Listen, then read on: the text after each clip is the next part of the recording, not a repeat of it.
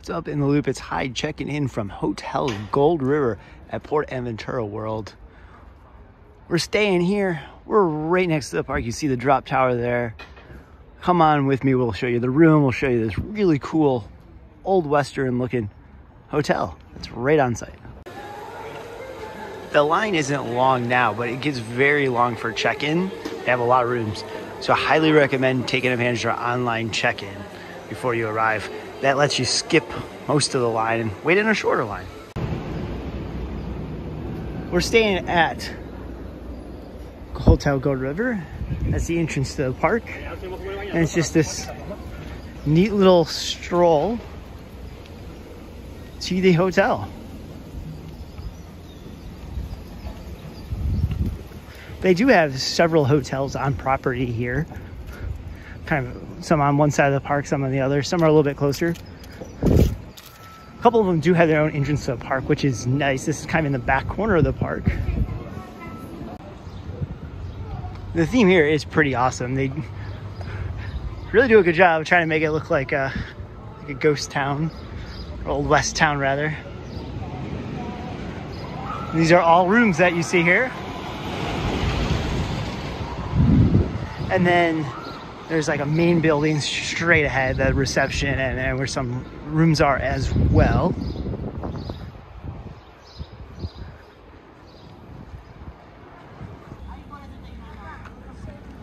This hotel, well, it's part of the hotel, I think, technically, but it's like the upscale suite section. Those rooms range like $1,200, $1,300 a night. Here's another kind of hotel within the hotel. This is where we're staying. It kind of looks like a saloon of sorts. Very much a hotel within a hotel. I believe this might have been operated as a standalone hotel at one point. Feels very Wild West.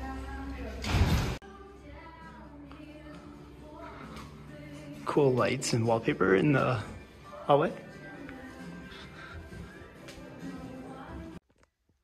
Welcome to our room. We're in a superior room in the Callahan building. Here, let's start with the bathroom. Pretty simple. You got a shower / tub. I like the wallpaper and decor. The room definitely feels like it's been refreshed in recent years. Nice kind of faux hardwood floor that's tile. 2 beds, which is rare. That's something that you keep in mind, that if you are traveling throughout Europe, or especially at some of these theme park resorts, you're with someone, a lot of rooms that just have 1 bed. That's why we're in the superior room, so that we both can have our own beds. Show off some of the artwork on the wall. Really nice desk here. I do like that there's power outlets pretty much everywhere. Run into that in a lot of hotels where there's not enough power. But pretty simple hotel, and here's kind of a nice painting of the hotel, the Callahans at Gold River. So that'll do it for the room. Let's just peek in here. Probably just your standard closet. Yeah, pretty big. That's a good use of space. So that'll do it for the room here. I definitely want to show you around the resort because it does look really cool.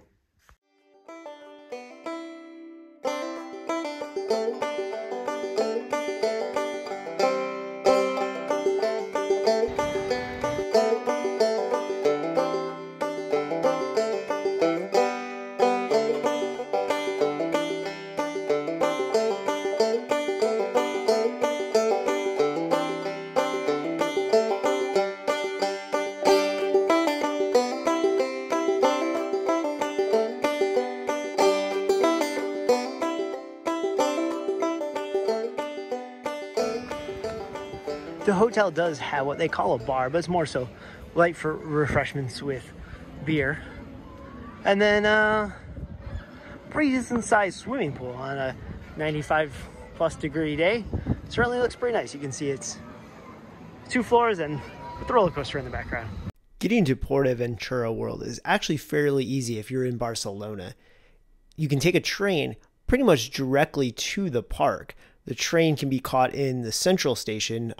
Since it is a a regional train, it doesn't stop all over town. You have to pick it up at one of the two main metro stations or train stations in the middle of Barcelona. But once you get on the train, it's a comfortable train, about 45-minute to an hour train ride, pretty much direct to the park. And you'll find a lot of people who are getting on this train are going to the park as well.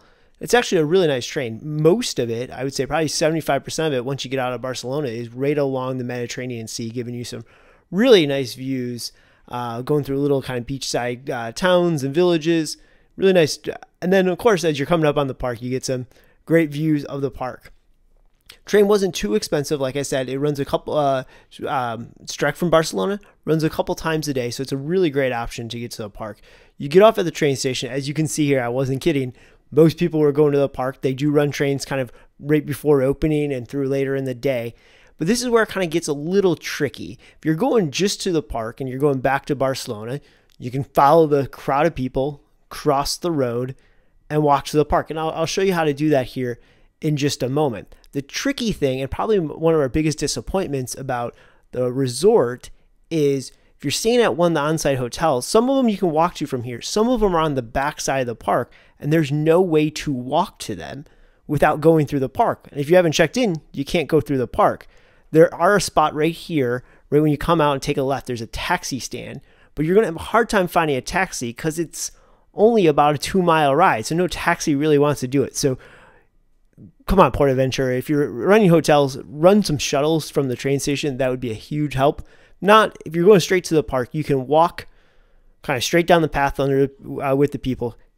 This is kind of the main entrance way, walking under to the parking lot, the bridge to the parking lot. And I would say it is about a mile walk or so from the train station. It's a direct, nice, easy route, but it does take a little bit of time. So plan accordingly, but it's certainly doable coming from Barcelona.